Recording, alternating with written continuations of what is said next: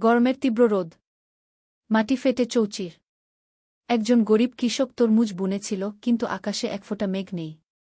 দিন যায়, ফসল শুকিয়ে যাচ্ছে।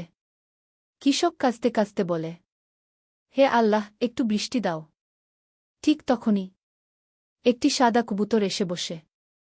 সে বলে, আমি বৃষ্টি আনতে পারি, কিন্তু আমাকে কিছু দিতে হবে গি। কৃষক বলে, তুমি যা চাও আমি দেব। কবুতর উড়ে যায়। হঠাৎ আকাশ কালো, ঝুম বৃষ্টি নামল। কয়েকদিন পর খেতে বড় বড় তরমুজ। কৃষক খুব খুশি। কিন্তু পরের দিন কবুতর ফিরে এসে বলে, একটা ছোট তরমুজ দাও। কৃষক রেগে যায়, একটাও দেব না। কবুতর চুপচাপ চলে যায়। এরপর আবার খরা, ফসল শুকিয়ে গেল। কৃষক বুঝল সে ভুল করেছে, কিন্তু তখন অনেক দেরি হয়ে গেছে।